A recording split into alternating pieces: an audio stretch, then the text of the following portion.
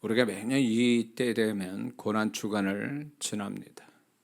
이 고난 주간이 어, 많은 분들이 신앙 좋은 성도들은 이 고난 주간을 통해서 더 주님을 묵상하고 더 거룩함을 갖기를 작정하고 또 주님을 더 사랑하는 계기가 되기도 하지만, 안타까운 것은 교회를 다닌다 하면서도 구원받았음에도 불구하고 이 고난주간에 주님을 묵상하지 않고 자기 일에 취하여 자기 일에 열중하다 보면 이 고난주간이 그냥 아무 의미도 없이 그냥 지나가는, 그렇게 되는 성도들도 대단히 많다라는 것입니다. 우리가 분명히 알아야 될 것은 십자가에 달리신 주님의 고난을 모르는 자는, 그 사람은 구원의 은혜나 감격도 없는 사람이 되고 말 것입니다. 우리의 구원이 그렇게 값싼 것도 아니고, 예수님 하나님이신 성자 하나님이 이 땅에 오셔서 우리 위해서 대속하시기 위해서 인간이 겪는 것보다 더 심한 고통을 받으시고 영육으로 받으시면서 우리 위해서 십자가에서 생명마저 우리 위해서 주셨다라는 것은, 이건 전무후무한 일이고, 그것이 얼마나 우리의 죄악이 얼마나 크고 우리를 얼마나 귀히 여기시는가를 그 십자가를 통해서 하나님 아버지와 예수님이 우리를 향하신 사랑을 우리는 알 수 있다는 것입니다. 그러므로 우리는, 저도 지금 평생에 기도하는 것이 이 예수님의 십자가의 고난을 성령님을 통해서 더 생생하게 경험하는 것, 이것이 제가 끊임없는 기도의 제목입니다. 많은 그리스도인들이 왜 구원을 소홀히 여기고 신앙사를 게으리 하는가, 그리고 왜 이기적인 신앙 같지 않은 신앙사를 하는가에 대한 그 정답은 근본적으로 이런 겁니다. 예수님이 자기를 위해서 얼마나 십자가의 고통을 받으시고 죽으셨는지에 대한 이 진리가 믿어지지 않기 때문에, 또한 성령님을 통해서 이것이 자기를 위한, 나 자신을 구원하기 위한 하나님의 사랑이라는 것을 성령님을 통해서 깨닫지 못하고 경험하지 못하니까 그렇다라는 것입니다. 그러므로 우리가 예수님의 이 십자가의 고난을 정말 성령님을 통해서 깨달아지고 마음속 깊은 데서 경험이 된다면, 그 사람은 새 사람이 되고 변화되는 사람이 되고, 그 사람은 더 신앙이 더 아름다운 사람이 되는 것은 분명합니다. 그래서 오늘날 우리가 기도 더 많이 하자, 성경 더 많이 보자, 그리고 우리가 더 열심히 예배드리자, 좋습니다.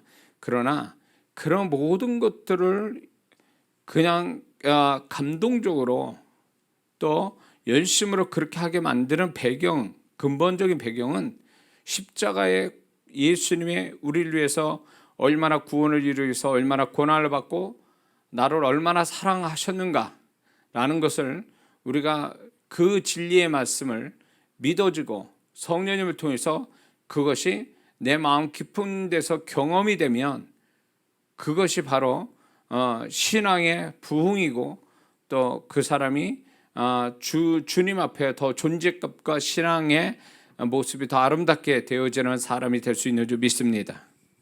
그러므로 저는 이 고난주간이 주님이 어느 때보다도 믿는 자로 보면 더 안타까워 여기시고, 주님이 굉장히 이 고난주간을 보내는 성도들에 대하여 주님이 굉장히 어떤 면에서는 슬퍼하신다는 생각도 듭니다.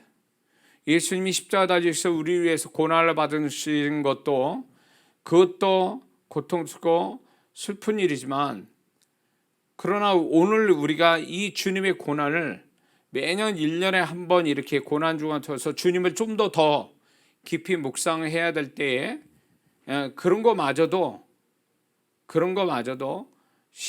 교회 다니면서도 그런 거마저도 귀찮아 여기고 무관심하고 자기 일에만 굉장히 열심히 사는 그런 그리스도인들 보며 주님은 안타까워 여기신다는 거죠. 이 고난주간에 다시 한번 우리가 새로운 각오, 새로운 결심, 주님 앞에 새로운 결단들을 하는 시간들이 돼야만 한다는 것입니다. 그것이 이 고난 주간이 형식으로 지나쳐가는 게 아니라 정말 살아계신 주님 앞에 우리가 정말 주님을 기쁘게 하는 그런 고난 주간으로서 우리가 보내야 될 줄을 믿습니다. 근데 이 고난 주간을 통해서 또 우리가 더 아주 확실하게 또 분명하게 가져야 될, 알아야 될 진리가 있는데 바로 예수님의 보혈에 관한 진리입니다. 예수님의 이렇게 보혈을 이제 교회 안에서도 많이 이야기하고 찬송을 합니다. 그러나 예수님의 보혈이 무엇을 의미하는지 대해서 모르거나 또 이 부분에 대해서 예수님의 보혈을 좀 어느 정도는 알지만 그분이 이 보혈로서 우리를 무엇을 대속하셨는지를 모른 채 우리가 보혈을 말한다면 그것은 토속신앙에서 토속종교에서 뜻도 모르는 주문 외우는 것과 같을 수 있다는 것입니다. 보혈을 많이 얘기해, 예수님 보혈을 얘기했는데 그 보혈이 뭘 의미하는지를 모른 채 얘기한다면 그것은 정말로 아주 위험한 신앙이라고 보는 겁니다. 예수님의 보혈은 그냥 불려지니까 불려지고 그 예수님의 보혈이 꼭 그 토속신앙의 주문과 같은 게 아니라는 겁니다. 이 예수님의 보혈은 어마어마한 예수님의 죽으심이 이 보혈을 흘려주심과 동격이고 또 예수님이 우리를 구원을 이루시는데 이 보혈을 의미하는 것이기 때문에 그렇습니다. 그래서 우리가 예수님이 고통 가운데 우리 위해 보혈을 흘려주신 걸 명확하게 알 때에 우리는 예수님이 얼마나 귀한지 또 그분의 사랑을 더욱 알게 되고 또 그분을 더욱 사랑하게 되고 보혈의 능력을 또 적용하여 보혈의 능력이 얼마나 큰지를 또 알게 된다는 것입니다. 그러므로 우리를 대속하여 주시기 위해 흘리신 예수님의 보혈을 우리는 더 잘 알고 그 보혈을 또 감사하고 보혈을 찬양하고 보혈을 또 적용하고 이런 어떤 신앙이 되어져야 그게 십자가를 높이는 것이고 예수님을 높이는 것임을 우리는 깨달아야 될 줄 믿습니다. 그렇다면 이 대속이라는 이 단어부터 우리가 좀 이해를 할 필요가 있습니다. 대속이라는 이 단어는 문자적인 의미에서는 남의 죄나 고통을 자기가 대신 다한다는 뜻이 있습니다. 대속이라는 뜻. 이게 조선시대의 어떤 하나의 이걸 뭐라 그래야 되나? 자주 있었던 일인데 양반과 쌍놈 있지 않습니까? 양반 속에 이제 종이 있는데 그 집 양반이 뭔가 잘못하면 관가에 가서 곤장을 맞는데 그 양반이 그렇게 맞았다가 큰일 나니까 종에다가 자기 집 종에게 네가 맞아라 대신 나 대신. 그래서 조선시대 때 그런 일이 있었다는 겁니다. 그래서 종이 대신 가서 맞는 거죠. 주인이 맞을 자기 집 양반이 맞아야 될 그 죄의 대가인 곤장을 종이 가서 대신 맞고 또 주인은 뭐 그것 때문에 그 종을 어느 정도 살해하고 이런 게 조선시대 때에 아주 빈번하게 일어난 일이라고 그럽니다. 근데 이것이 이제 역사적 의미, 교회 역사적인 의미에서 이 대속이라는 단어는 이렇게 됩니다. 노예나 죄인을 자유케 하기 위해 그 빚이나 그 죄를 대신 갚아주는 것. 그래서 유럽의 노예 시장에서 우리나라도 그렇죠. 종을 하나 사기 위해서 돈 얼마를 주고 지불해서 그 종을 우리 집에 데려와서 부리는 이런 것이 유럽에도 그런 게 있었죠. 그리고 예수님 당시에도 있었고 로마 시대 때도 그런 게 있었습니다. 그래서 이게 노예에 자유케 하기 위해서 대신 그 노예 값을 지불하고 노예를 자유케 하는 것, 지불하다. 그런 의미에서 이 대속의 의미가 있었는데 이제 기독교적인 의미가 좀 더 깊게 이제 그 의미가 깊어졌죠. 예수님께서 십자가에서 보혈을 흘리시고 죽으심으로 온 인류의 죄를 대신 감당하시고 구원하신 이를 대속이다, 이렇게 말을 하고 있는 것입니다. 예수님의 보혈은 단지 예수님이 고통 가운데 생리적인 현상으로 피를 흘리신 것이 아니라 예수님의 보혈은 우리 자신을 위해 흘려주신 대속의 보혈이시라는 것입니다. 그래서 예수님이 보혈을 흘리셨다, 우리가 고난주간에 묵상할 때 예수님이 보혈을 흘리셨다라고 할 때에 그것을 예수님이 피를 흘리셨기 때문에 고통스러우셨겠구나 라는 게 이 감정적인 어떤 의미에서 그거를 이해하거나, 그리고 예수님의 개인의 고통으로만 이해해서 참 예수님이 정말 고통스럽겠다라는 이런 식으로만 이해를 하는 것은 대단히 잘못된 어떤 모습이라는 것입니다. 예수님이 뭔 죄가 있어서 그렇게 보혈을 흘리셔야겠느냐는 거예요. 그분이 죄가 있어서 보혈을 흘리신 게 아니라 그분의 보혈은 죄 없으신 우리를 위한 대속을 위해서 흘리신 보혈이라는 사실을, 예수님의 그 보혈을 나를 위해서 흘려주신 거기 때문에 나하고 관계가 된 거지 예수님 개인의 어떤 피 흘리심이 아니라는 것입니다. 그래서 이렇게 예수님의 보혈을 흘린 거 자기하고 상관없는 것처럼 생각하는 것은 영적인 무지라는 것을 우리는 알아야 됩니다. 그러니까 이게 예수님의 보혈이 우리를 대속하시기 위한 어떤 우리의 잘못된 거, 우리의 어떤 고난받는 거, 이런 것들을 소멸케 하기 위해서 우리 대신 고난을 받으시며 보혈을 흘려주셔서 우리를 그 속에서 건져주시기 위한 대속의 보혈이라는 사실을 우리가 이것을 확실하게 깨달을 때 그분의 보혈이 나를 위한 것이다라는, 이게 아주 철저하게 이게 실감나게 우리가 믿어질 때에 그 보혈의 고마움과 그 보혈의 능력을 우리가 경험하게 된다는 것입니다. 그러면 이제 예수님이 언제 어디서 보혈을 흘리셨는가? 예수님이 흘리신 보혈은 우리의 무엇을 위한 대속의 보혈인가? 라는 이 질문에 대한 답을 지금부터 얘기하려고 합니다. 예수님은 분명히 십자가를 예루살렘 입성에서 십자가 지시고 죽으실 때까지 예수님은 5번의 보혈을 흘리십니다.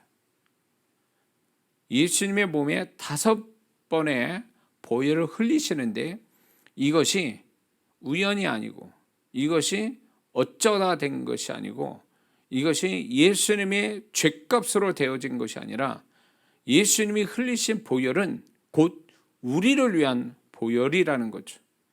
그래서 예수님의 이 보혈의 5번 흘리신 보혈의 의미를, 영적인 의미를 깊이 우리는 알고 있어야 된다는 거죠.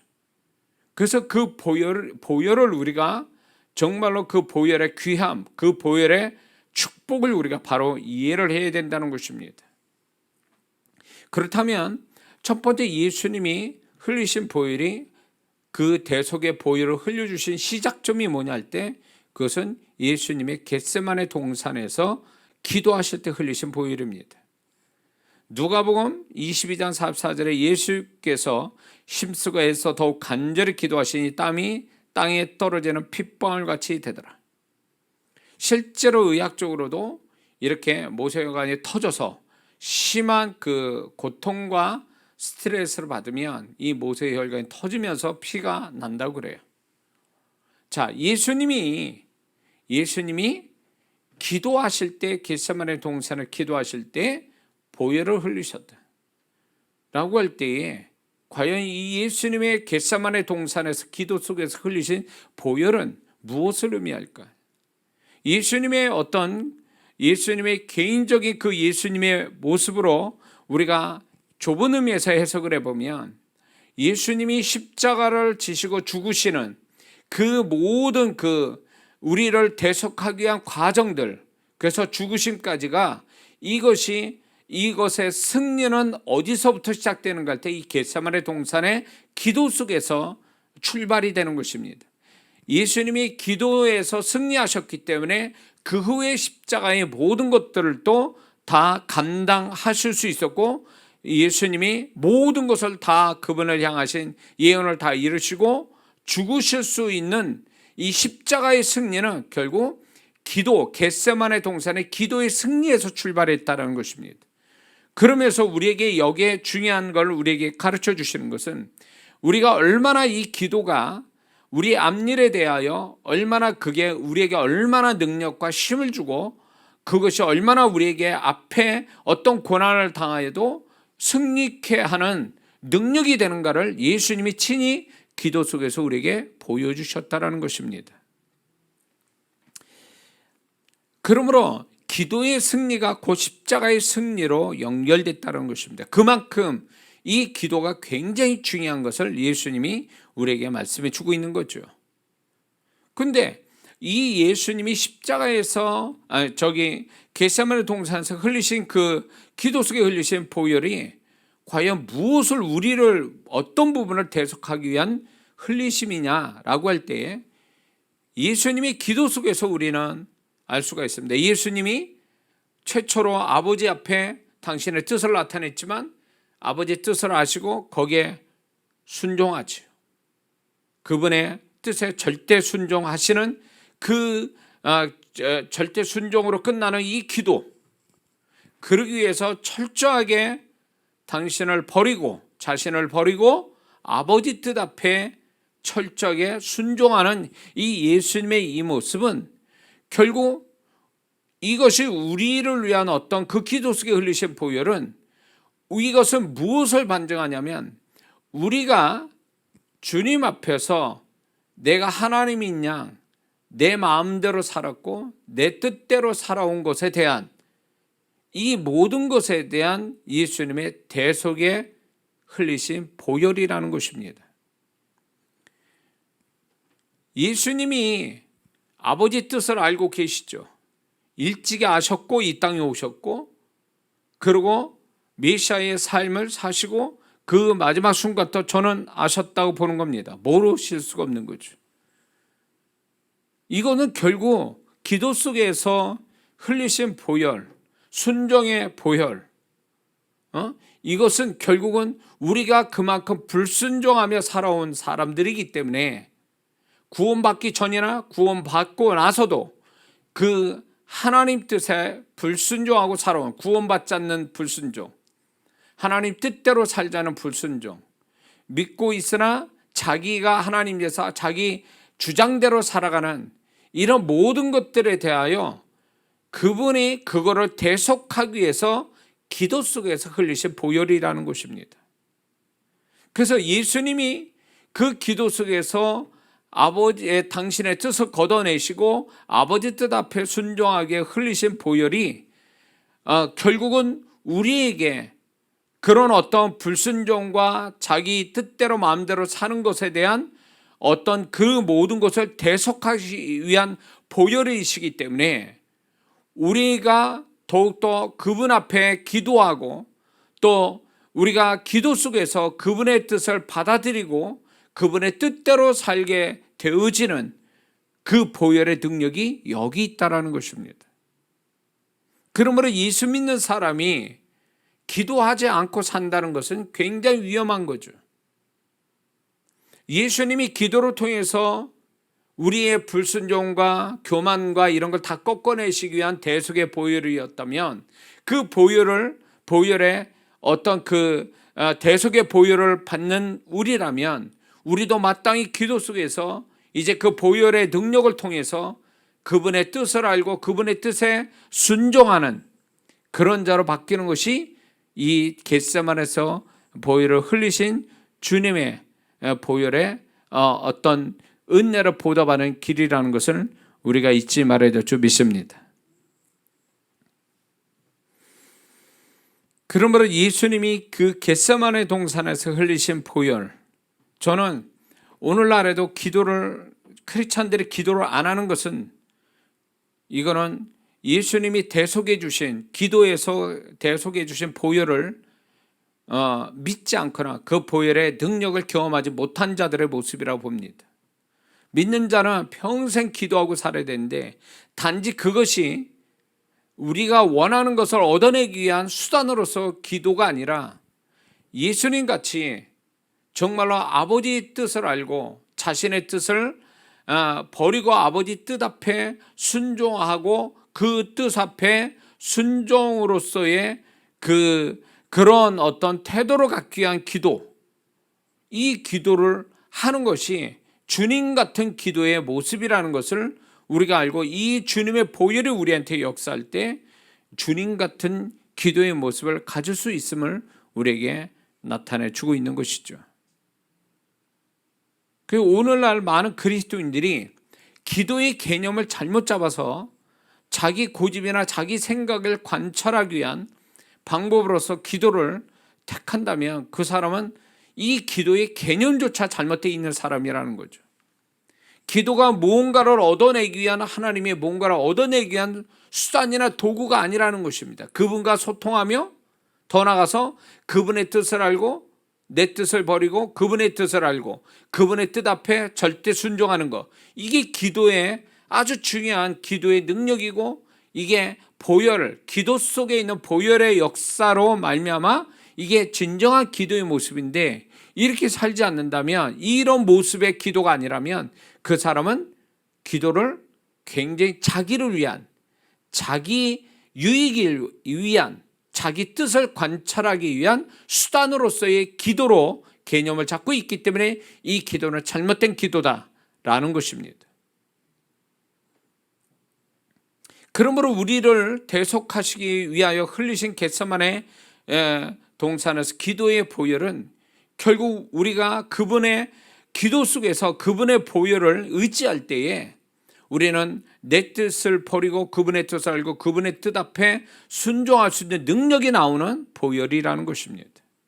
그래서 기도를 많이 하는 사람이 정말 이 겟세마네 동산에 흘리신 보혈의 능력을 보혈에 덧입어서 기도하는 사람은 결국 그 모습이 주님 모습 되는 것입니다. 그 사람이 정말 기도 잘하는 사람이에요. 그 사람이 하나님이 원하는 기도를 하는 사람이라는 것입니다.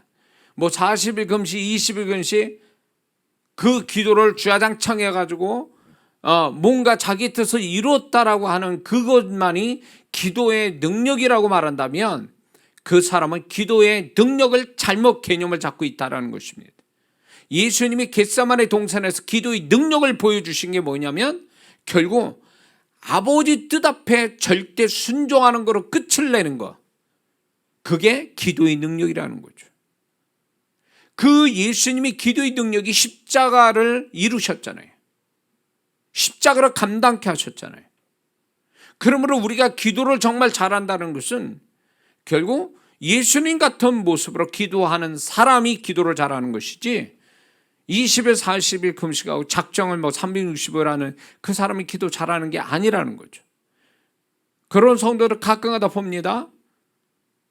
주야장창 그 기도가 하나님 뜻인지 아닌지도 구분 안 하고 자기 뜻이 관철되기 위해서 1년이고 2년이고 그 기도만 계속 앵무새처럼 얘기하는 이 기도하는 것은, 이 사람은 기도의 개념을 잘못 알고 있는 겁니다. 예수님이 뭘 어쩌고 겟세마네 동산에서 기도하신 게 아니잖아요. 그분이 기도하시는 거 늘 기도하셨던 분이었기 때문에 겟세마네 동산에서 기도하신 것은 그분이 십자가를 지시기 위해서 그 힘을 갖기 위한 어떤 그 십자가의 승리를 가져오기 위해서 기도하시고 우리의 대속을 위해서 기도 속에 보혈을 흘려주신 거지, 그분이 하나님 뜻을 모르고 그래서 그분이 그렇게 기도하신 건 아니라는 겁니다. 근데 우리는 기도를 잘못 개념을 잡고 있는 거죠.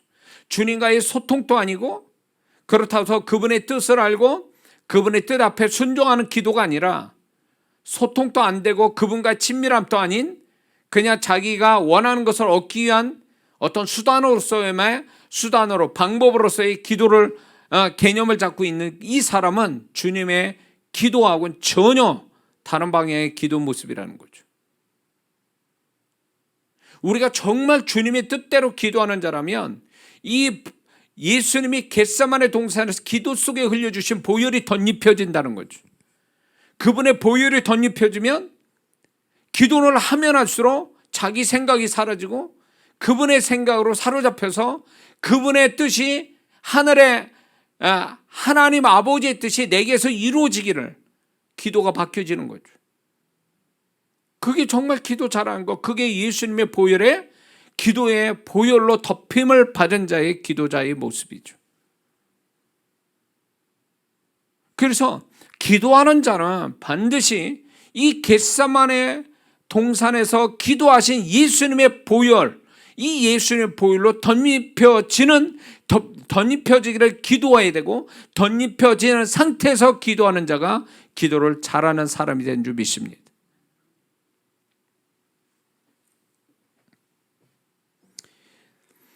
두 번째, 예수님은 십자가 지시기 전에 예수님께서 채찍을 맞으시는 그 채찍을 맞으신 가운데 흘리신 보혈이 있는데, 여기서 우리가 한 가지 짚고 넘어야 될 게, 유대인의 태형, 유대인의 이렇게 몸을 치는 형벌은 40에 하나 가만 39대를 치는 겁니다.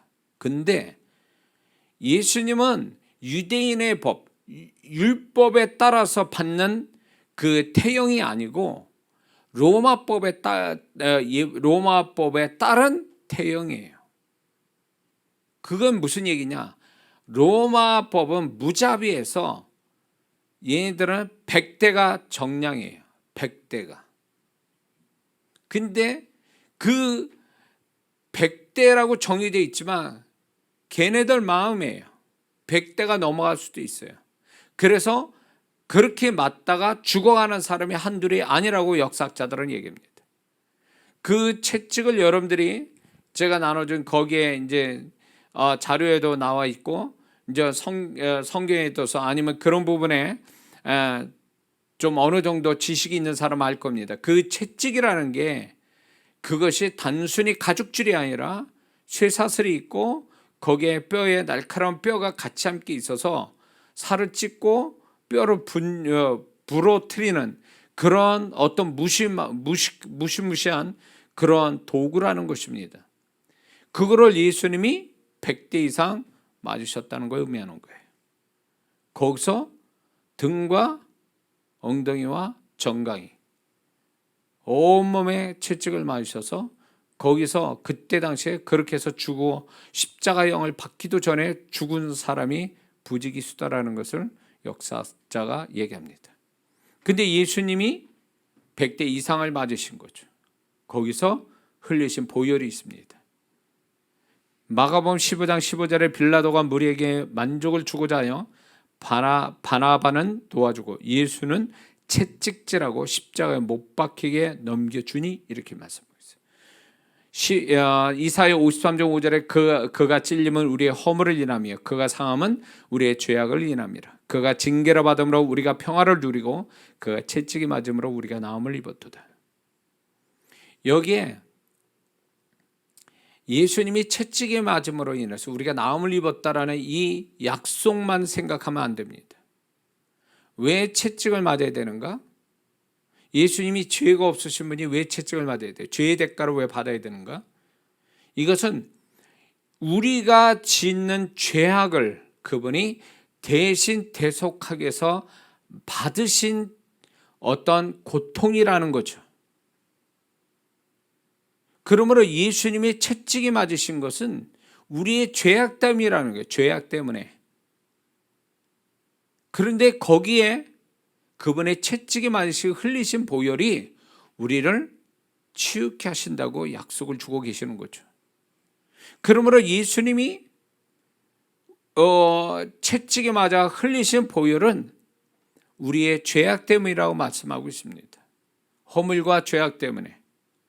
그러므로 그분이 맞으신 그 모습 보며 그리고 그 마셔서 고통 가운데 흘리신 보혈을 보면 그게 바로 죄 없으신 예수님이 그렇게 죽으신 것은 내가 죄 많은 내가 대신 그분이 죄 없으신 분이 채찍마다 고통 가운데 흘리신 것이다 라는 인식이에요. 그래서 그게 예수님 불쌍하다는 쪽으로 보면 안 된다 그 얘기예요. 단지 예수님하고 나하고 별개인 것처럼 예수님을 그렇게 바라보면 안 된다라는 겁니다.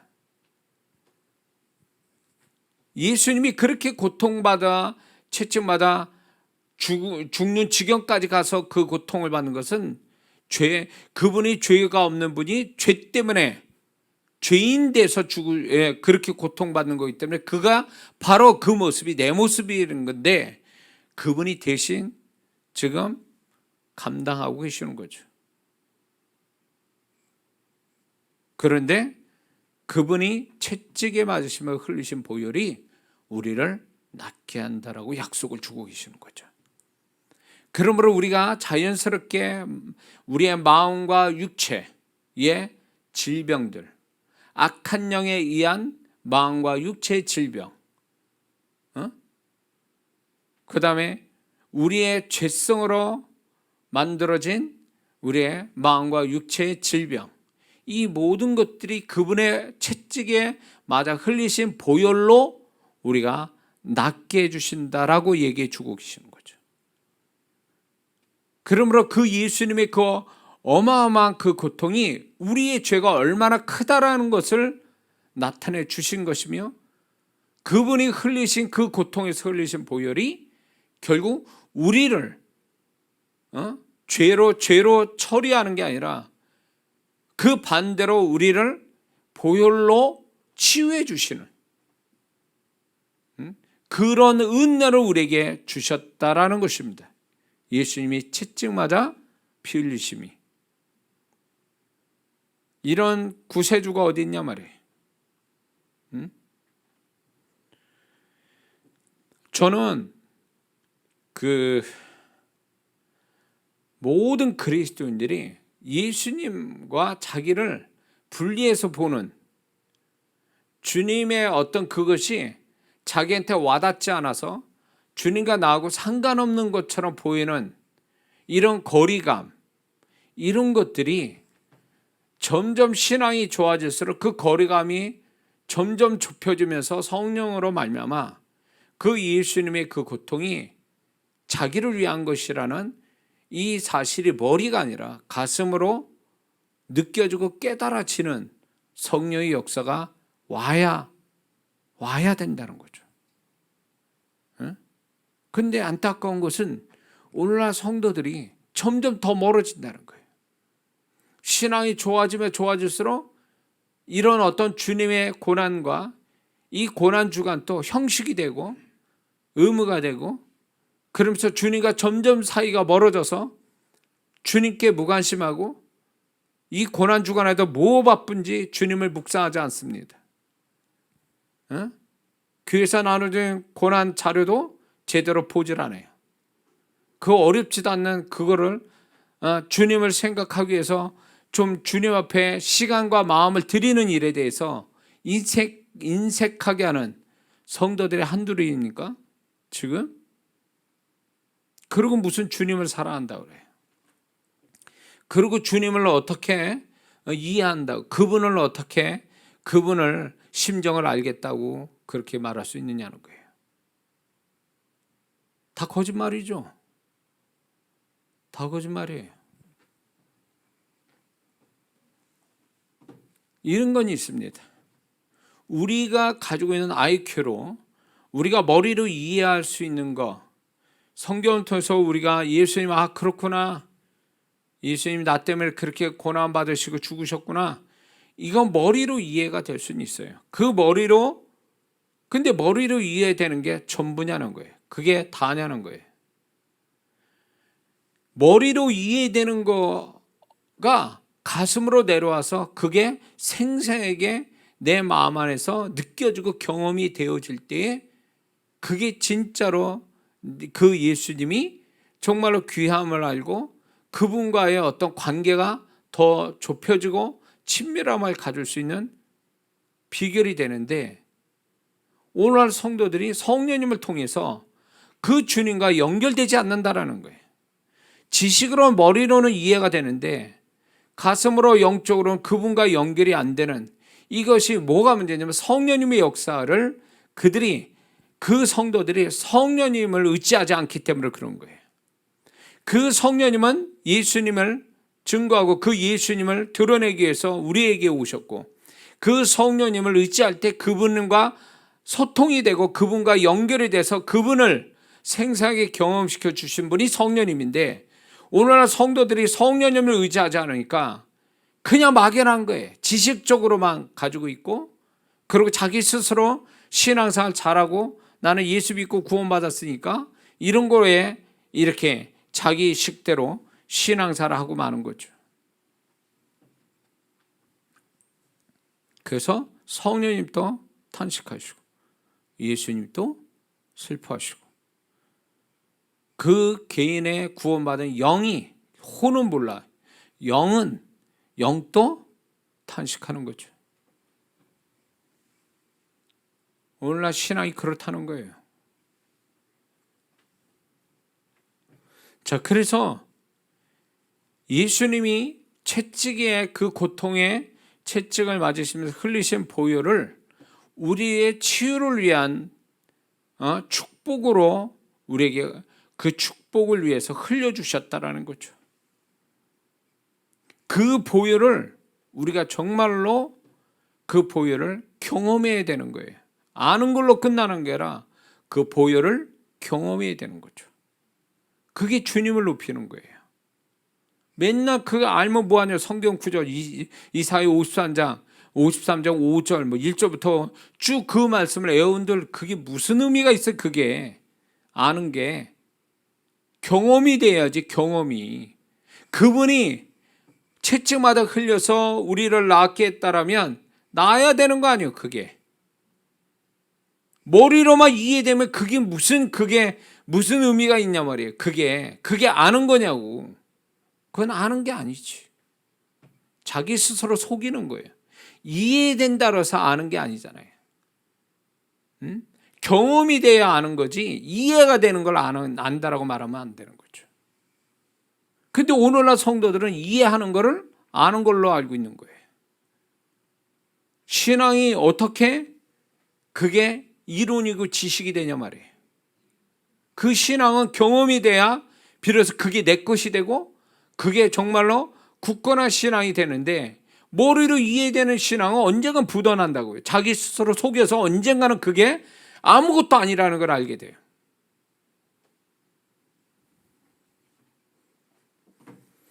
그러니까 예수님이 정말로 이렇게 멀쩡한 날에, 수천 년, 2000년 전에 멀쩡한 날에 그분이 우리를 위해서, 죄가 없으신 분이 어마어마한 그 고통의 채찍으로 흘리신 보혈, 이거는 흘리지 않아도 될 보혈을 그분이 흘려주심으로 인해서 우리에게 치유를 주시는 보혈이 돼서 이 보혈의 능력을 우리가 경험하는 것이 그분의 고통에 흘리신 보혈을 보답해 드리는 길이거든요. 근데 머리로만 알지 경험이 안 되니까 스스로 진리를 거짓말처럼 만들어 버리는 거죠.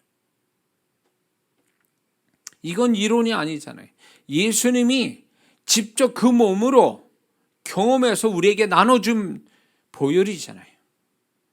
이거는 그냥 이렇게 즐거운 마음에서 있는 것 중에 하나 툭 던져주신 게 아니라 그분은 엄청난 목숨을 걸 만한 그 고통 속에서 주신 것이기 때문에 귀한 거다, 그 얘기예요.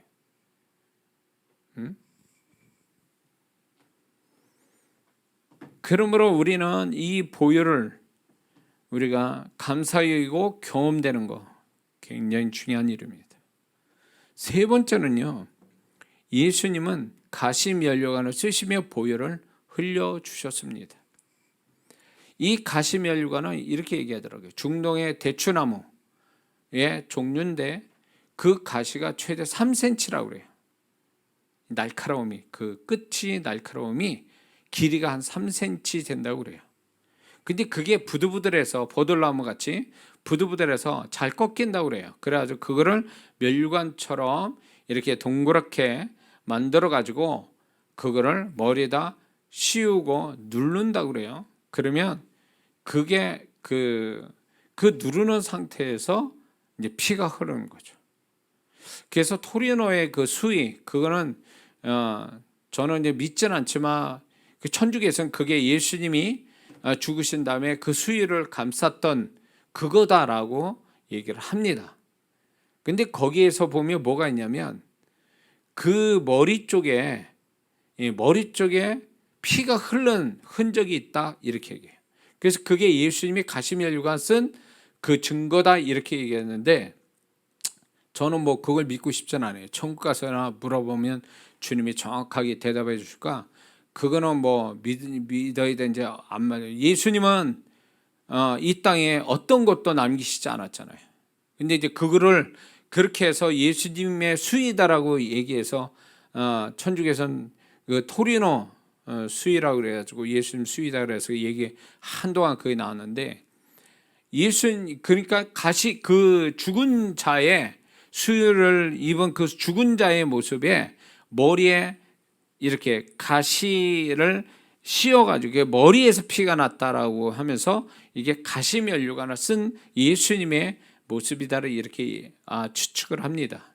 근데 실제로 이렇게 이 로마 사람이 이제 로마 병정들이 그렇게 가시면류관을 예수님을 비아냥거리기 위해서 가시면류관을 씌워서 눌렀다라는 거예요. 그런데 거기에서 끝나는 게 아니라 예수님의 이제 마태복음 27장 29절을 보면 가시면류관을 엮고 그 머리에 씌우고 갈대를 그 오른손에 들리고 그 앞에 무릎 꿇고 희롱하여 가르되 유대인의 왕이 평안할지어다 하며 그에게 침뱉고 갈대를 빼앗아 그의 머리를 치더라 그랬거든요. 이 갈대를 머리를 치는 이 장면이 더 깊이 들어가게 하기 위해서 친다라는 거예요. 희롱하기 위해서 그렇게 하는 것도 있지만 이게 머리를 씌우는 갈대를 가시면류관을 갈대로 치면서 더 눌려짐으로 인해서 통증을 느끼고 피를 흘린다는 거죠. 그럼 예수님이 왜 이런 고통의 보혈을 흘리셨는가 할 때 머리는 결국 우리가 생각하는 부분이거든요. 우리는 생각으로 범죄하는 일들이 상당히 많거든요. 생각과 감정. 우리의 머리로 이 생각하는 것이 우리는 겉으로 드러난 죄가 행동으로 드러나지 않는 드러나지 않으니까 죄가 아니라고 말하지만 하나님 우리의 생각, 우리의 마음까지 아시는 그 하나님이 우리의 마음에 있는 그 생각, 이 머리에 보혈을 흘리셨다는 건 우리의 생각의 범죄를 위해서 흘리신 보혈이다 그거예요. 그러므로 우리는 지금 이렇게 제가 지금 세 가지 얘기했지만 예수님이 흘리신 그 보혈의 부분들이 그 부위가 다 우리 죄 때문에 그런 거예요. 그거를 우리의 죄를 대속하기 위한 그분이 흘리신 보혈이기 때문에 우리가 지금 살아갈 때 그 보혈을 우리가 범죄하는 그 영역마다 그 예수님이 대속하신 보혈을 구하고 그 보혈로 말미암아 새로운 어떤 하나님의 의의 병기로서의 내 모습이 내 몸을 하나님께 드리는 것이 보혈의 은혜를 보답하는 길이라는 걸 우리가 잊지 말아야 될 줄 믿습니다. 그러므로 예수님이 우리가 생각으로 범죄하는 것을 대속하기 위해서 어마어마한 고통을 받으신 거죠. 이건 상상을 못하는 거예요. 그러니까 이 머리에 흘리신 보혈, 가시면류관을 통해서 흘리신 보혈이 하나님이신데 그분이 육체를 입고 오셔서 우리가 겪어야 될 죄의 대가를 그분이 대신 경험하고 계시는 우리 때문에 이 부분은 보면서 아프시겠다 이렇게 봐서 될 문제가 아니라는 거죠. 그게 나를 위해서 한 거니까. 내가 그렇게 돼야 될 사람이었는데 예수님 대신 받으시고 대신 우리에게 생각의 축복을 주시기 위해서 그분이 보혈을 흘려주셨다 그겁니다. 대속이면서 우리를 그 대속의 보혈로 다시금 우리는 생각의 축복을 받는, 그게 결국 뭡니까? 우리가 살아가면서 예수 믿는 사람이 점점 사람이 변화되고 그 생각이 달라지고, 다 그게 자기가 잘나서 자기가 선해서 그렇게 된 게 아니라는 거예요. 그분의 보혈이 역사를 하니까, 우리의 생각의 역사고 우리의 마음의 역사고 그분이 역사를 하니까 그게 일어난 일이지, 내가 잘나서 내가 선해서 된 일이 아니다 그 얘기예요. 그래서 우리가 뭔가 달라지고 변화되고 축복을 받으면 그게 내가 잘해서가 아니라 그게 예수님의 대속으로 온 축복이다 그 얘기예요. 그분이 높임을 받아야지, 내가 열심 내고 내가 잘나서 내가 선해서 되어진 것처럼 착각해서 만약에 그렇게 생각한다면 그 사람은 십자가를 모독하는 거죠.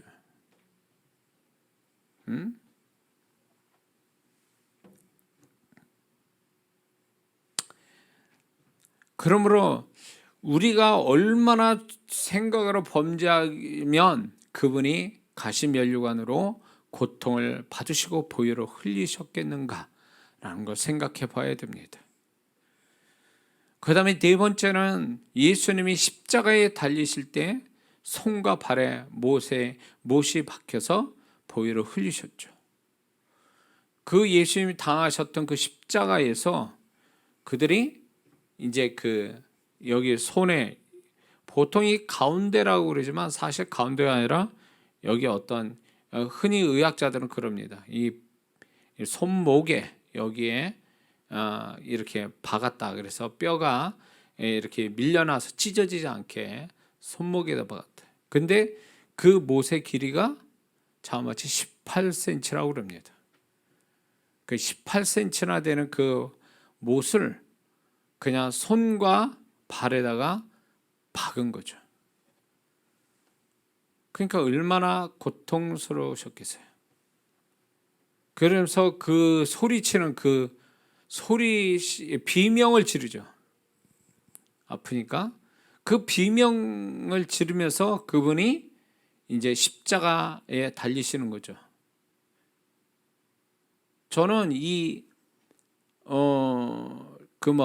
패션 오브 크라이스트, 그게 좀 근사치에 예수님의 고난을 좀 묘사하는 근사치에 이르는 영화라고 봅니다.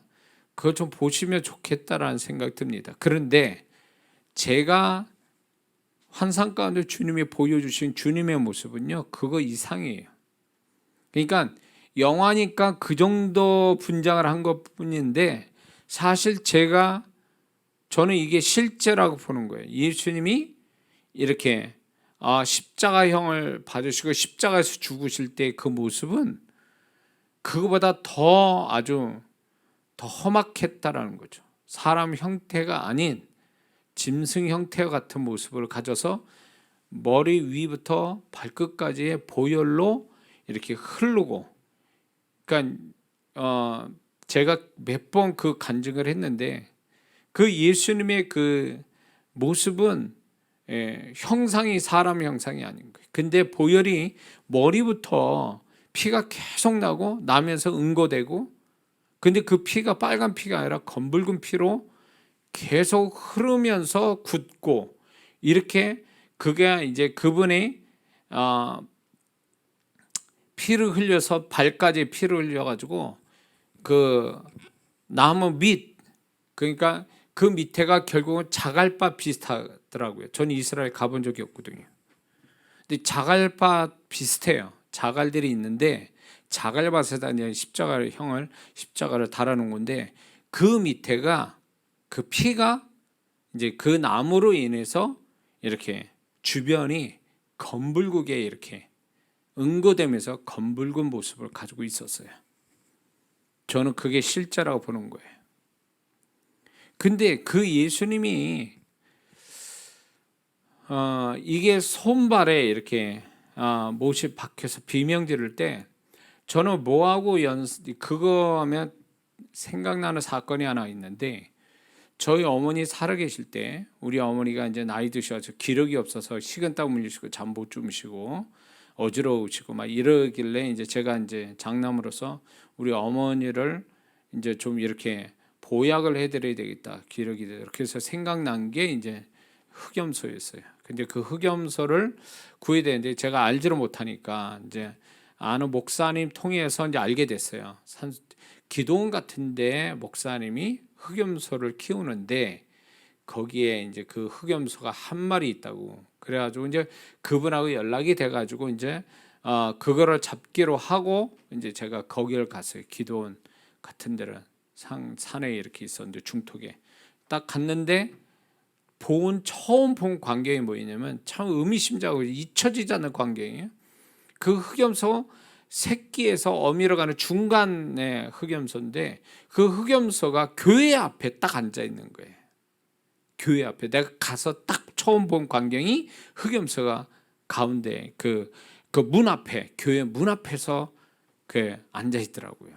그런데 목사님이 이제 제가 이제 돈을 지불하고 이제 이 목사님한테 돈이 필요했던 것 같아요. 그래서 한 마리 남은 그 흑염소를 이제 잡기 위해서 그 흑염소를 잡으려고 가니까 흑염소가 도망가더라는 거예요.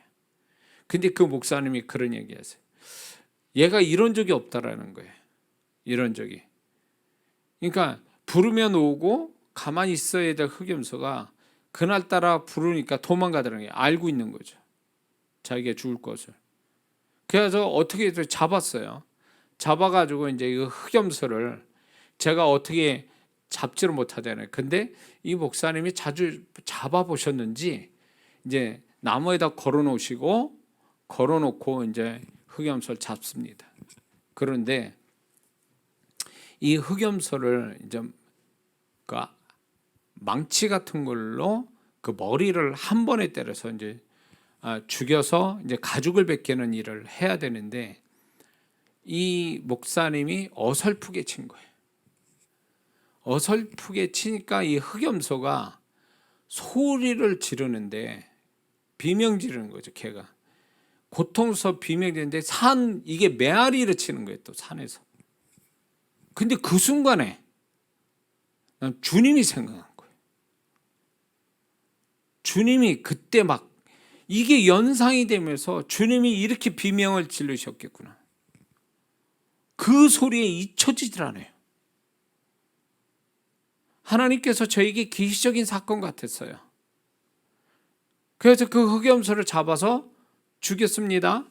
그리고 칼로 이렇게 이제 털을 이렇게 가죽을 벗기는데 나는 처음 알았습니다. 흑염소가 향이 나더라고요. 가죽을 벗기는데 비린내가 아니라 향이 나요. 아주 좋은 향이. 나는 이걸 보면서 예수님의 십자가에 그 죽으심이 처참했지만 그것은 믿는 자들의 생명의 향기다. 그게 같이 연상이 되는 거예요. 은혜가 되더라고요. 그걸 보면서. 그래가지고 그거를 다 발랐어요.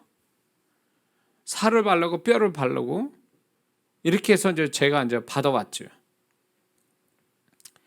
그 목사님한테는 이제 제가 제대로 된 이 지불을 하고 그거를 받아서 우리 어머니한테 드렸어요.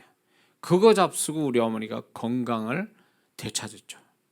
그 과정이 예수님이 우리를 대신해서 그분은 어린 양이에요. 우리의 어린 양, 우리를 대속하기 위한 어린 양의 예수님 모습하고 그 흑염소하고 이게 오버랩이 되면서 얼마나 제가 막 이렇게 소름 끼치고 은혜도 되면서 나는 지금 또 두 가지 실제로 환상 가운데 주님의 십자가 다신 주님을 본 거하고 그 이전에 우리 어머니의 흑염소 이게 두 가지 사건이 예수님이 십자가 사건하고 아주 이렇게 같이 연결해서 생각이 납니다. 그러니까 예수님이 연약한 인성을 가지고 계셨던 분이기 때문에 그분이 달리실 때 얼마나 고통스럽겠냐는 거죠. 얼마나 고통스럽게 비명을 지르시고 그리고 그분이 십자가에 달리실 때에 저는 그걸 실제로 이제 환상 가운데 보는데 의학자분이 나중에 또 얘기하는 걸 제가 본 것이 맞다라는 걸 증명하는데 그게 뭐냐면 예수님이 이렇게 호흡을 하시는데 십자가 달린 상태에서 호흡을 하려면 몸을 끌어올려야 돼요. 이게 전체적으로 다 올라와야 돼. 그러니까 이게 올리는 것도 굉장히 고통스럽고 숨을 내쉬면 이게 다시 또 내려오니까 그 고통이 또 이루 말할 수 없는 거예요. 끌어올리는 것도 힘들고 내쉬는 것도 힘드시. 그게 제가 돌아가시는 임종 직전의 분을 보시면 제가 보게 되면 가래 끓는 소리를 하세요. 이렇게 가래 끓는 소리, 호흡하는데 가래 끓는 소리가 나면서 결국은 숨이 끊어지거든요. 근데 예수님이 마지막 순간에 돌아가시 직전의 모습인데 그게 이렇게 들어 마시고 내쉬고 이런데 이게 소위 말하면 깨끗한 호흡이 아니라 탁한 가래 끓는 이런 호흡을 하고 계시는 거예요. 그러면서 그때 제 경험으로 봤기 때문에 곧 돌아가시겠구나. 잊혀지지 않아요. 그 주님의 모습이 잊혀지지 않아요.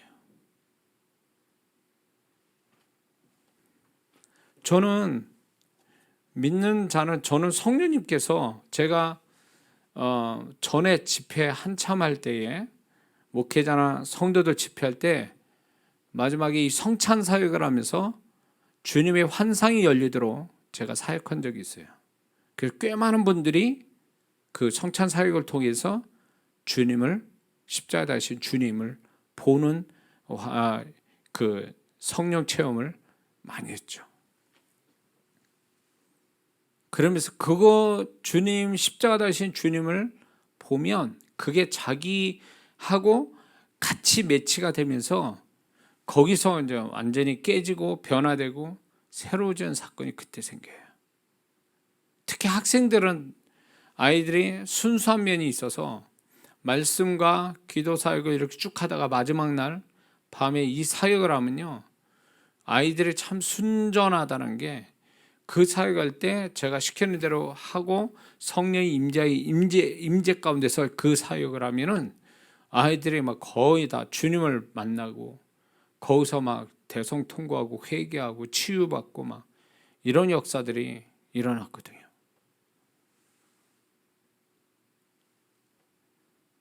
그래서 주님의 그 십자가 사건은요, 사라진 게 아니에요. 물리적 시간 속에는 사라졌지만 영의 세계에서는요, 지금 또 계속 영의 세계는 시간이 정지된 세계이기 때문에 그게 계속 존재하고 있다는 거죠.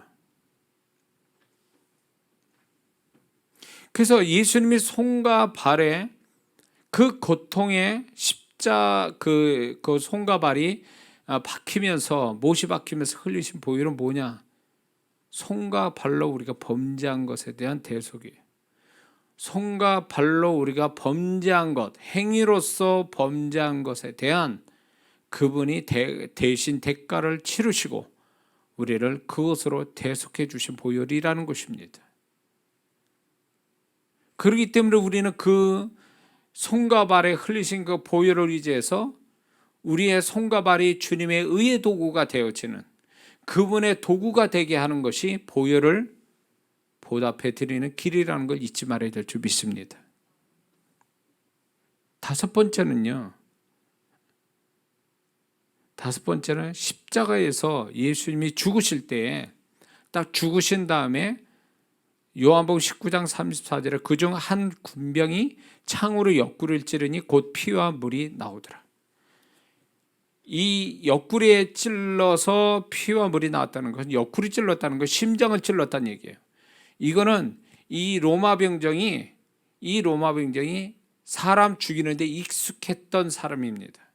그래서 보통 다리를 꺾어서 죽이는데 예수님의 다리를 꺾지 않은 이유는 그것도 예언됐던 거지만 예수님의 다리를 꺾지 않은 것은 이미 돌아가셨기 때문에, 그분은 죽으셨기 때문에 이렇게 일찍 죽나? 라고 해서 확인 사살하는 거예요, 사실.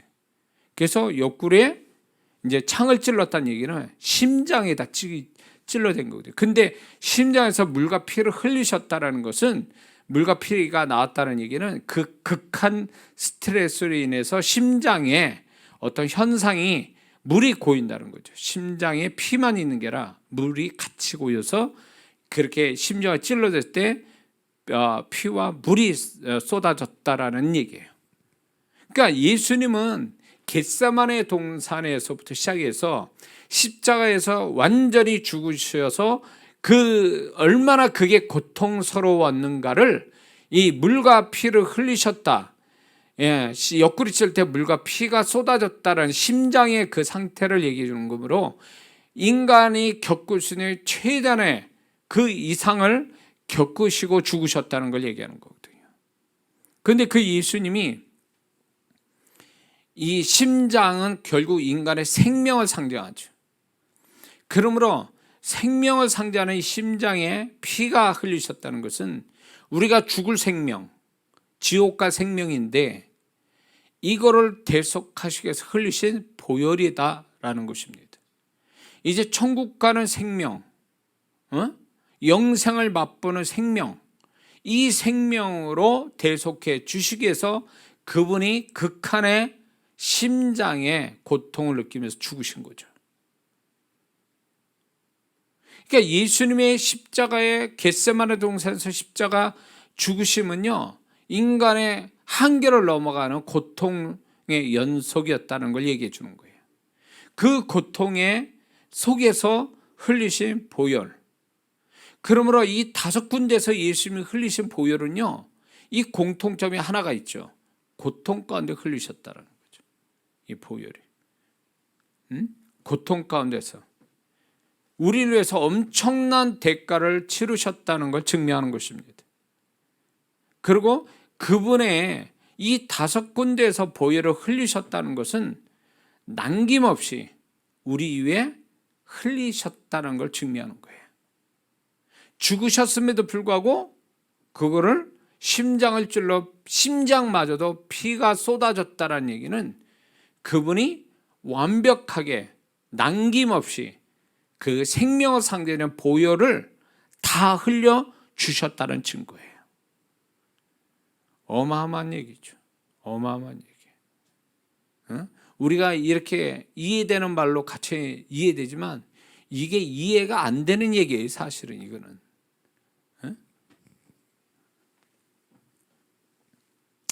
예수님의 보혈은 액세서리로 구경하라고 감상하라고 흘리신 것이 아니라 지금도 그 보혈의 축복을 경험하며 예수님을 찬양하라고 주신 거라는 거죠. 이 보혈을. 만약에 어떤 사람이 자기가 다 털어가지고 선물을 줬는데 그 받는 사람이 시큰둥하고 그걸 무시하거나 쓰질 않는다면, 그 선물을 쓰지 않는다면 결국 준 자를 모독하고 무시하는 거죠. 정말 선물 준 자를 정말 귀히 여긴다면 그 어떤 선물이든 간에 받아서 잘 쓰고 고맙다고 하는 것이 받은 자의 예의죠. 우리가 그래야 된다는 거예요. 이 고난 중간 되면 예수님을 좀 더 안다고 좀 이렇게 하지만 중요한 건 아는 거와 그분의 보혈을 정말로 그 진리를 알고 믿어줘서 그 보혈을 정말로 그 능력을 경험하느냐, 그거예요. 경험되지 않고 액세서리처럼 예수님 나를 위해서 죽으신 보혈이야, 이렇게만 알면 그게 무슨 주님의 보혈을 높이는 겁니까? 세상 사람들 다 알고 있어요. 그런 얘기는. 그러면 그들과 우리가 달라야 될 게 뭡니까? 지식의 문제가 아니잖아요. 그건 믿고 경험하는 거의 문제잖아요. 그건 세상 사람부터 못 따라하는 거잖아요. 우리가 그래야 되는 거예요. 그게 보혈을, 고통 가운데 흘리신 보혈을 높이는 거고 주님을 높이는 거 아닙니까? 그런데 오늘날 그 보혈을 찬양하고 보혈을 기도도 하지만 정말 그 보혈을 경험합니까? 그 보혈이 믿어져서 경험이 되냐고, 그거예요. 안 되면 안 믿고 있는 거예요. 그 사람은요. 보혈을 안 믿는 거예요.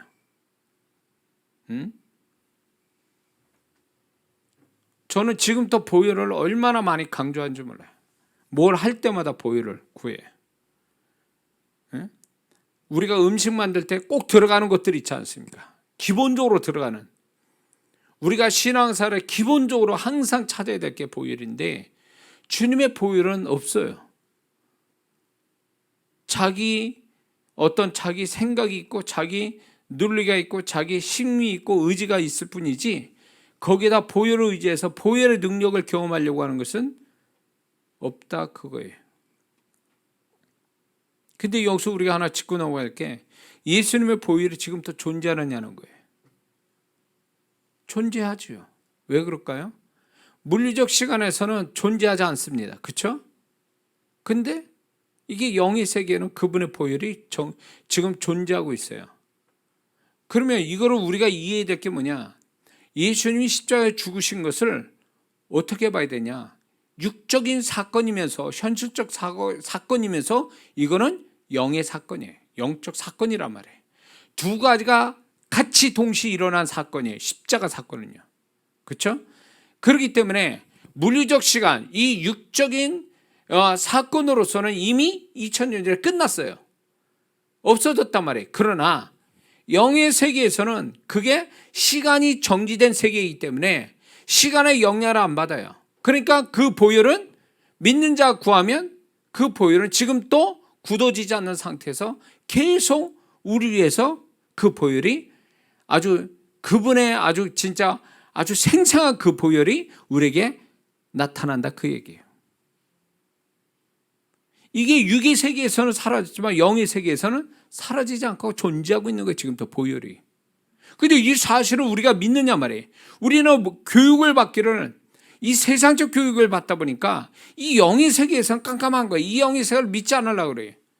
제가 사역 속에서 지금 영의 세계에서 벌어진 일, 과거에 누가 뭘 했는 거, 그 어느 현장에서 뭐 했는 거 다 얘기하고 제가 얘기하거든요. 주님의 계시로 인해서 뭘 얘기할까요? 그거 있다라는 거 아직도 사라지지 않았다는 거예요. 육의 세계에선 사라졌는데 영의 세계는 그게 기록돼 있다라는 얘기예요. 그게 영의 세계예요. 그렇다면 예수님이 이 어마어마한 인류를 전후로 바꾸는 이 인류의 아주 그 대반전이 일어난 이 십자가의 사건이 육의 사건으로 끝난 겁니까? 아니요. 육의 사건은 끝났어도 영의 세계에서는 이미 그 말씀과 함께 진리로 살아서 그 보혈은 지금 또 생생하게 역사하고 있는 거예요. 그걸 믿고 그 보혈을 찾는 자가 돼야지. 그 보혈을 진리도 모르고 그 보혈을 믿지도 않고 그 보혈을 사용하지도 않고 그렇다는 게 오늘날 문제인 거죠. 응?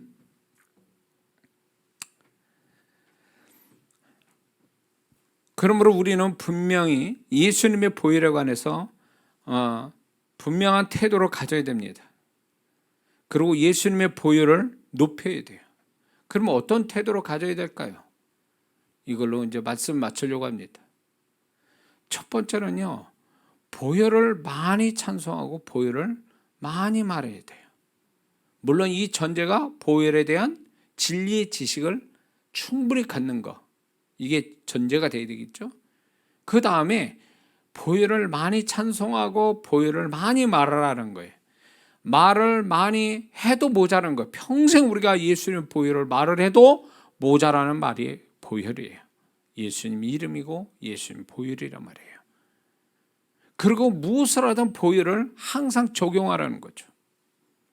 보혈을 초청하고 보혈을 적용해야 돼요. 예?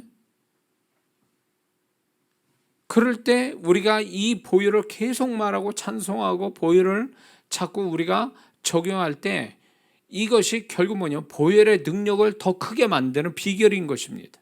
원래 보혈의 능력은 어마어마하지만 쓰는 사람이 그걸 자주 써야 그 사람에게 있어서 보혈의 능력이 커진다는 것입니다. 제가 사역을 해보면 귀신의 소리를 많이 듣거든요. 육의 속에서는 지금 이 육의 세계에서는 안 들리는 영으로 들어야 되는 그 귀신 소리 있어요. 그 귀신들이 가장 싫어하는 게 이 보혈이에요. 예수님의 보혈. 이걸 싫어하고 이걸 굉장히 두려워해요. 얘들은요. 제가 이제 더 경험되는 것들이 있지만 분명한 건 이거예요. 걔네들이 예수님 보혈을 얘기하면 벌써 예수님의 보혈을 얘기하고 이렇게 뭔가를 그 다음에 얘기하면요, 얘네들은 그 말에 순종할 수밖에 없어요. 그 정도로 보혈의 능력이 뛰어나요.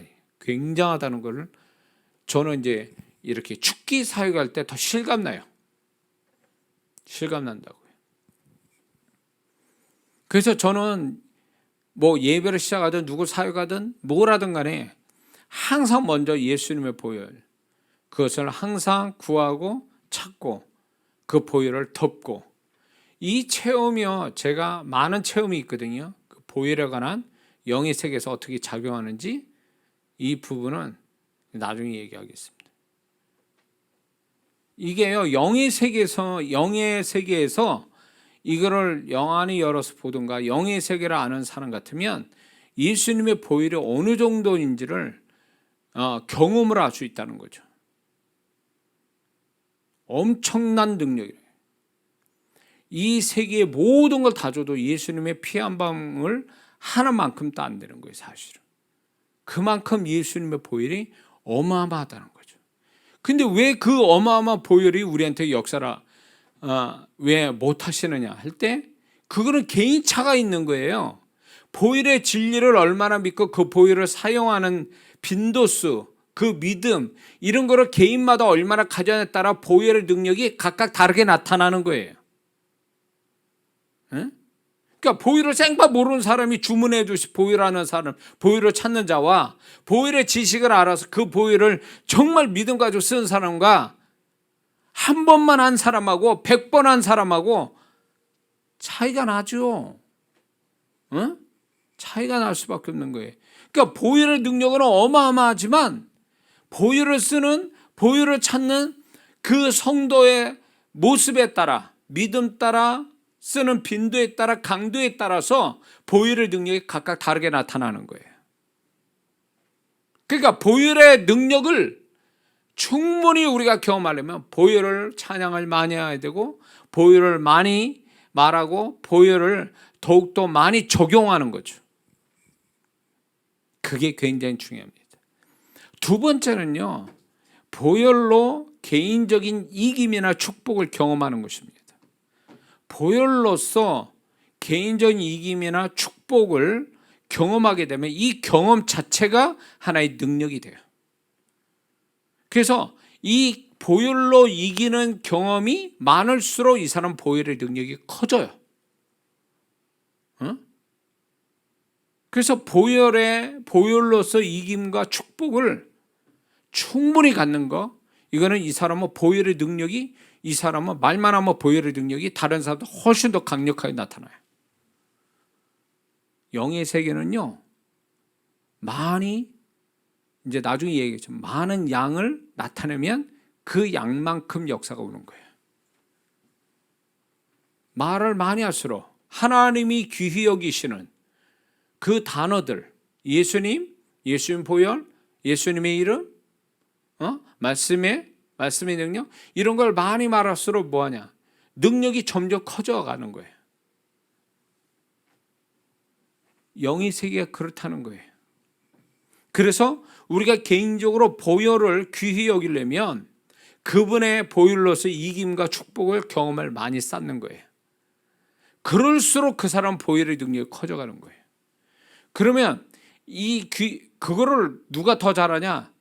귀신을 상대해보면 딱 답이 나와요. 귀신들을 상대해보면 내가 쓰고 있는 영적인 단어에 관해서 얘네들이 어느 정도 반응한지를 딱 알아낼 수 있어요. 같이 하더라도 귀신들을 정확하게 알아봐요. 영적인 능력을요. 그 언어에서 뿜어내는 이 단어의 능력, 소리만 크게 한다고 되는 게 아니에요. 이 단어의 능력, 그 사람이 가지고 있는 믿음과 그 단어를 말할 때 오는 그 사람의 그 영적인 능력을 귀신들이 더 잘 알아본다는 거예요. 예수님의 보혈을 많이 말해야 돼요. 많이 이김을 경험해야 돼요. 축복을 많이 경험하면 그 사람은 평생 그 보혈의 능력이 점점 커가서 보혈의 능력이 어마어마한 경험들을, 간증들을 하게 된다는 거죠. 할렐루야. 세 번째는 보혈로 인하여 더욱 거룩해지는 것입니다. 요한일서 1장 7절 9절에 보면 예수님 피가 우리를 정결케 하고 또 우리 죄를 사하신다. 그러므로 예수님의 보혈과 우리의 거룩함은 관계가 있죠. 그러므로 예수님의 보혈로 우리가 거룩해지면, 점점 거룩해져 가면 결국 보혈을 높이게 되고 그게 예수님을 높이는 결과가 된다는 걸 잊지 말아야 됩니다. 예수님이 보혈을 흘리신 거 뭐예요? 지금까지 5가지가 다 죄 때문이에요. 우리의 죄 때문에 흘리신 보혈을, 우리가 보혈을 의지해서 거룩해진다면 예수님이 고통 가운데 흘리신 보혈을 보답해 드리는 거예요. 응? 그러므로 우리가 지금 살아가는 이 세상에 예수 믿는 사람이 영적 체험하고 뭐 지식이 있고 다 좋아요. 신앙생활 열심히 하는 거, 교회생활 열심히 하는 거 좋아요. 그러나 거룩함이 빠지면 그 사람은 신앙이 기초 없는 집과 같아요. 그거는 의미가 없어요. 왜? 예수님이 죽으심도 우리의 죄 때문이요. 그분이 십자가의 고통 가운데 흘리신 보혈도 우리의 죄 때문이란 말이에요. 그러니 그분의 보혈로서 우리가 거룩해진다면 그게 보혈을 보답해 드리는 거잖아요. 근데 오늘날 성도들이 거룩해져 갑니까? 더 타락해 간다면 이 사람은 십자가에 예수님의 고통이 흘리신 우리 대속하신 보혈을 우습게 만드는 거예요. 이건 또 다른 죄죠. 하나님 앞에 죄란 말이에요. 이거는. 그래서 예수 믿는 사람이 거룩함이 빠지는 신앙은 존재할 수가 없어요. 그건 인정을 못 받습니다. 목사로 시작해서 모든 성도가 마찬가지. 거룩함을 갖는 것이 신앙을 인정받는 첫 번째 비결이에요. 왜? 보혈을 얘기하고 십자가 얘기하는 거예요. 그게 우리의 죄 때문에, 그래서 우리를 더 거룩하게 만드시려고 보혈을 흘려주셨으니 교회 생활을 할 때에, 그리고 자기 삶을 살 때에 거룩함이 빠지면 그 사람은 이미 신앙도 아니라는 거죠. 직분 가지고 체험하고 지식 있으면 뭐하냐고. 거룩함이 없는데. 에? 교회 안에서 힘주고 다니는 성도들, 직분 있고 뭐 있다고 이렇게 힘주고 있는 성도들, 거룩함이 없으면 그 의미, 그 말짱 진짜 아무것도 아니에요. 그거는 자랑할 게 아니라고. 에? 하나님 뜻은 이것이니 너희의 거룩함이라. 내가 거룩하니 너희도 거룩하라. 이 거룩함을 위해서 예수님이 그 엄청난 고통의 보혈을 흘리신 거예요. 죄 때문에 그 죄를 대속하기 위해서. 그 대속의 보혈로 우리는 거룩해지는 거. 응? 그래서 우리는 거룩에 대한 강박증을 가지고 살아야 돼요. 보혈을 끊임없이 구해야 돼요. 그래서 어느 때까지 가야 되냐? 보혈을 우리가 회개하면 회개할수록 보혈이 계속 역사하시겠죠? 그러면 언젠가는 그 죄를 이기게 돼 있고 회개를 안 해도 되는 날이 오겠죠. 우리는 거기까지 가야 돼. 그 죄로부터 자유할 때까지, 그 죄를 뛰어넘어서 이제 죄와 나하고는 상관없고 나는 그 죄에 영향받지 않고 그 죄에서 나는 자유해서 이제 주님을 거룩함 가지고 섬길 수 있는 거. 거기까지 가야죠. 우리는 죄에 매여 가지고 다른 건 다 잘하는데 죄에 매여 살아. 그러면 그 사람은 결국은 예수님의 보혈의 능력도 없고 보혈을 높이는 것도 아니고, 그러면 그 신앙도 존재도 인정 못 받는다는 거죠. 거룩함, 보혈로 인한 거룩함. 그래서 예수님이 고통 가운데 흘리신 그 보혈만큼 우리는 굉장히 거룩함에 대한 열망, 그분이 우리 죄 때문에 십자가에서 흘리신 그 고통의 그 깊이만큼 우리는 더 거룩해질 수 있다는 거죠. 질 수 없는 게 아니라 질 수 있어요. 그렇게 예수님이 그 고통의 깊이만큼 우리는 그것만큼 거룩해질 수 있는 사람이라는 거 우리 잊지 말아야 될 줄 믿습니다. 그래서 이 고난 주간에 정말 예수님의 고난을 막연하게 생각하는 거 위험스럽습니다. 의미 없어요. 그런 거는. 좀 더 우리가 지금 얼마나 좋습니까? 유튜브도 있고 여러 가지 우리의 영적인 어떤 도움을 주는 매개체들이 얼마나 많은지 몰라요. 그런 걸 통해 다시 한번 자기를 돌아보고 디테일하게 좀 예수님을 좀 알려고 하는, 그리고 믿으려고 하는, 그래서 주님을 더 사랑하고 그분의 보혈에 덮임을 받는 그런 이 고난주간이 돼야 주님이 이 고난주간을 통해서 우리의 태도로 보면서 기뻐하셔야지, 형식상으로 지나가는 고난주간에 주님은 더 슬퍼하실 거라는 거죠. 그래서 우리 주호심 성도, 이 영상으로 참여하는 모든 성도들은 이 고난주간을 그냥 형식으로 무의미하게 보내지 말고, 무관심하게 보내지 말고, 좀 더 내가 이 주님의 깊이 묵상해서 이 고난주간에 지나면 좀 더 한 차원 높은 신앙과 존재로서 살려고 하는 시작점이 되는 고난주간이 되어야 될 줄 믿습니다. 기도하겠습니다.